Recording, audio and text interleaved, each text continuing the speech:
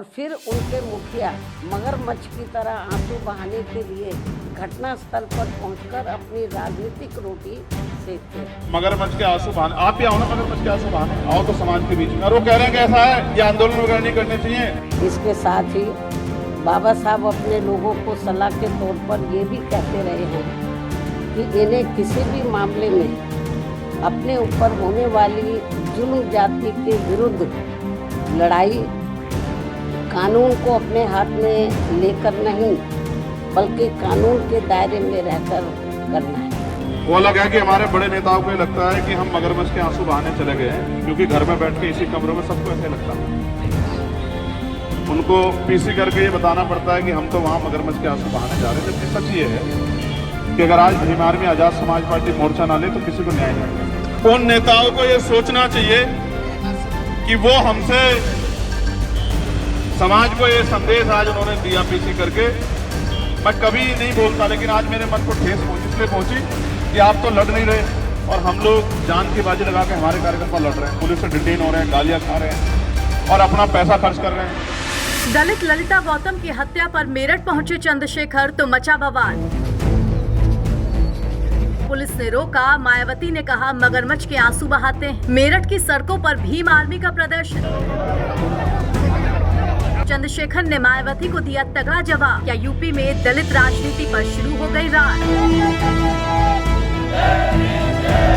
इस बार बोली बहन जी तो चुप नहीं बैठे चंद्रशेखर, दो टूक जवाब सुना डाला। बात सड़कों की लड़ाई से एसी कमरों में बैठकर प्रेस कॉन्फ्रेंस करने तक पहुंची। और फिर उनके मुखिया मगरमच्छ की तरह आंसू बहाने के लिए घटना स्थल पर पहुंचकर अपनी राजनीतिक रोटी सेकते हैं। मगरमच्छ के आंसू बहाने, आप भी आओ ना मगरमच्छ के आंसू बहाने, आओ तो समाज के बीच में। और वो कह रहे हैं कि ऐसा है, ये आंदोलन वगैरह नहीं करने चाहिए। इसके साथ ही बाबा साहब अपने लोगों को सलाह के तौर पर ये भी कहते रहे हैं कि इन्हें किसी भी मामले में अपने ऊपर होने वाली जुल्म जाति के विरुद्ध लड़ाई कानून को अपने हाथ में लेकर नहीं बल्कि कानून के दायरे में रहकर करना है।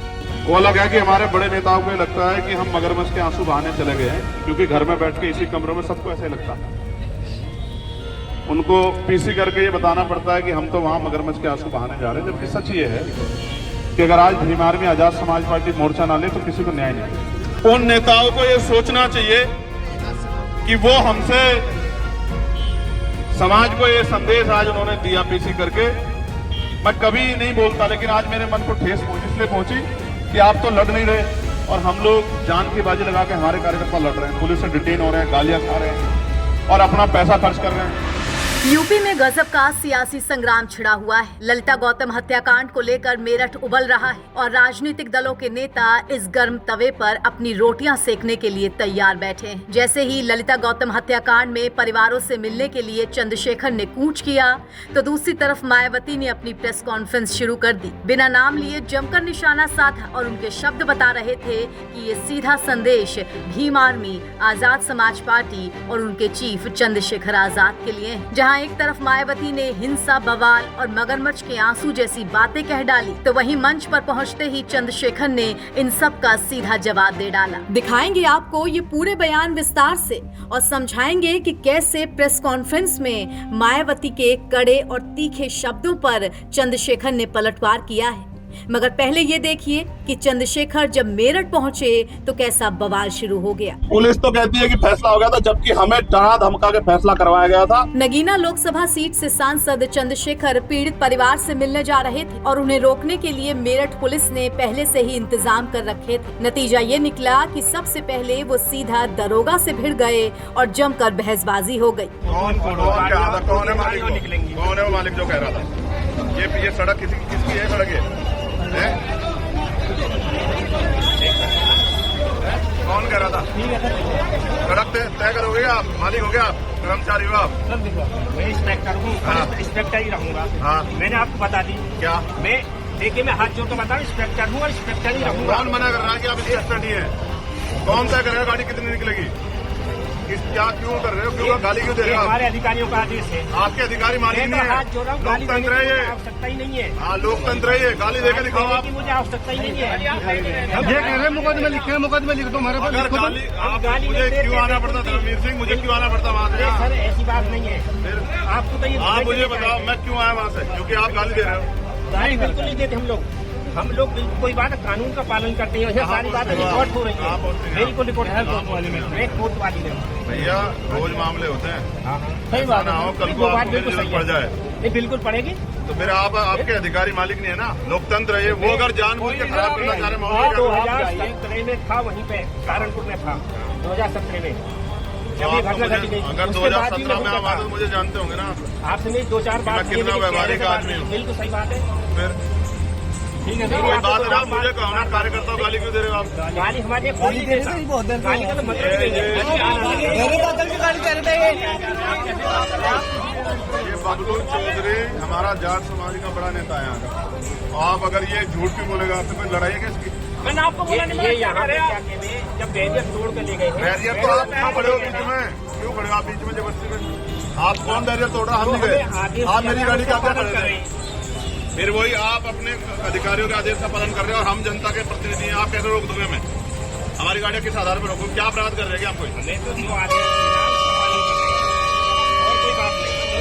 ठीक है, ऐसा मत करो। आदमी भूला नहीं जाता, याद रहता है। अपने समर्थकों और भीम आर्मी के कार्यकर्ताओं की भारी भीड़ लेकर मेरठ टोल प्लाजा पहुंचे चंद्रशेखर को वहीं रोक दिया गया और परिवार के सदस्यों को मिलवाने का इंतजाम टोल प्लाजा पे ही करवाया गया। लेकिन यहाँ सबसे चौंकाने वाली बात तो मायावती और चंद्रशेखर के बीच जो जमकर बयानबाजी हुई है वो रही। नगीना सांसद के मेरठ पहुँचने से पहले बसपा प्रमुख मायावती ने एक प्रेस कॉन्फ्रेंस करी और ऐसे संवेदनशील मुद्दों पर राजनीति करने पर खूब बोला। तो दूसरी तरफ मेरठ पहुंचने के बाद टोल प्लाजा पर ही कार्यकर्ताओं को संबोधित करते हुए चंद्रशेखर ने भी इसका जवाब दे डाला।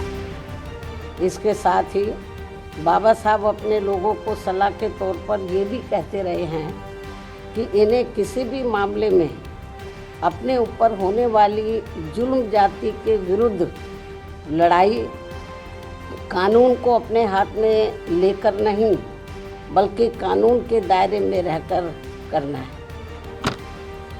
संघर्ष आदि भी कानूनी दायरे के अंदर रहकर ही करना है और यदि मामला अदालत में जाता है और निचली अदालत में इंसाफ नहीं मिलने पर फिर इनको आगे सर्वोच्च अदालत में जाना चाहिए।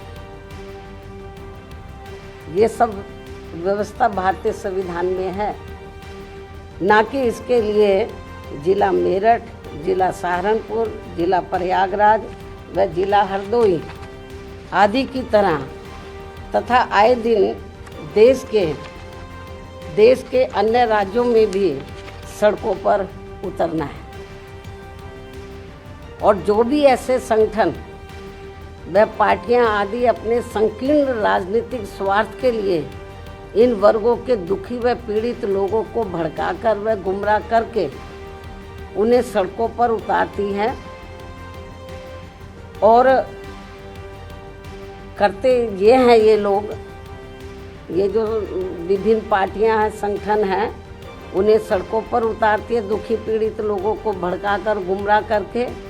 और करते ये हैं कि पहले ऐसे संगठन व पार्टियां हिंसा व हंगामा व सड़क जाम जैसा बवाल आदि कराती है और फिर उनके मुखिया मगरमच्छ की तरह आंसू बहाने के लिए घटनास्थल पर पहुंचकर अपनी राजनीतिक रोटी सेकते हैं और उससे पीड़ितों को न्याय मिलने वाला नहीं है, बल्कि वर्तमान हालातों में ये इन वर्गों के लोगों की मुसीबत और परेशानी को और भी अधिक बढ़ाने वाला ही है।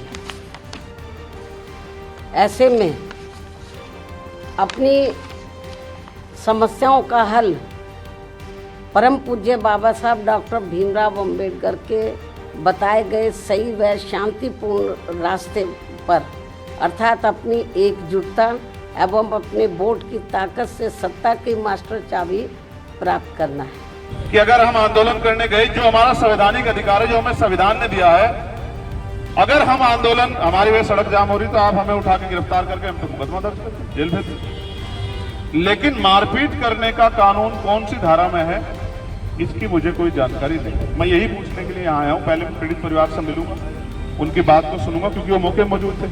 वो अलग है कि हमारे बड़े नेताओं को लगता है कि हम मगरमच्छ के आंसू बहाने चले गए हैं, क्योंकि घर में बैठ के इसी कमरों में सबको ऐसे लगता है। उनको पीसी करके ये बताना पड़ता है कि हम तो वहां मगरमच्छ के आंसू बहाने जा रहे हैं, जबकि सच ये है कि अगर आज भीम आर्मी आजाद समाज पार्टी मोर्चा ना ले तो किसी को न्याय नहीं मिलेगा। उन नेताओं को ये सोचना चाहिए कि वो हमसे समाज को ये संदेश आज उन्होंने दिया पीसी करके। मैं कभी नहीं बोलता, लेकिन आज मेरे मन को ठेस पहुंची, इसलिए पहुंची कि आप तो लड़ नहीं रहे और हम लोग जान की बाजी लगा के हमारे कार्यकर्ता लड़ रहे हैं, पुलिस से डिटेन हो रहे हैं, गालियां खा रहे हैं और अपना पैसा खर्च कर रहे हैं। तो वो ये कह रहे हैं कि साहब ये तो जो मगरमच्छ के आंसू बहाने, आप भी आओ ना मगरमच्छ के आंसू बहाने, आओ तो समाज के बीच में। और वो कह रहे हैं कि ऐसा है ये आंदोलन वगैरह नहीं करने चाहिए, अगर वो निचली अदालत से न्यायालय में सर्वोच्च न्यायालय चला जाओ तो हमारी बहनों की अस्मतें लूटे, उनको नोचा जाए, उन पर पेट्रोल छिड़क दिया जाए, उन पर तेजाब छिड़क दिया जाए, उनको मारा जाए, उनको मार के लटकाया जाए, उनके पैरों में कील ठोक दी जाए, तो हम ये तमाशा देखें कि कब 10 साल बाद न्याय मिलेगा और कब पुलिस कार्रवाई करे। किस तरह कार्रवाई कर रही है आप जानते हैं ना। तो हम भी हाथ पे आधर के बैठ जाए, न्याय की लड़ाई ना लड़े। आप समझते ये वो हमें सिखाना चाहते हैं, ये नहीं सीखना चाहता मैं तो उनका सम्मान करता हूं, हमेशा करूंगा, लेकिन आज उन्होंने मेरे मन को ठेस पहुंचाई है। समाज देख रहा है, समाज फैसला करेगा कि कौन समाज के लिए लड़ रहा है, कौन समाज से वोट खर्च रखता है, इसका फैसला समाज करेगा। मायावती और चंद्रशेखर के यूं आमने सामने आने से अब यूपी की सियासत में नई हलचल पैदा हो गई। राजनीतिक जानकार इसको 2027 में होने वाले चुनावों के चश्मे से देख रहे हैं, जिसमें दलित वोट बैंक को अपने पाले में खींचने के लिए जोरदार रस्साकशी चल रही। आइए अब आपको चलते चलते ये भी बता देते हैं कि ललिता गौतम हत्याकांड क्या था। तो मेरठ के टीपी नगर के गगन एनक्लेव में रहने वाली 20 वर्षीय ललिता गौतम बीए की छात्रा थी। 15 मई को परीक्षा देने के लिए घर से निकली ललिता देर शाम तक वापस नहीं लौटी। फिर लगभग 1 से 2 दिन बाद पुलिस जांच में उसका शव गन्ने के खेत में पड़ा पाया गया। इसी के बाद से मेरठ का माहौल गर्म हो गया। पुलिस ने फिलहाल इस मामले में दोनों आरोपियों को गिरफ्तार कर लिया है। अब इस मामले में भीम आर्मी और समाजवादी पार्टी की तरफ से हल्ला बोल किए जाने के बाद राजनीति तेज हो चुकी है और फिलहाल इसमें बसपा प्रमुख मायावती भी कूद चुकी हैं।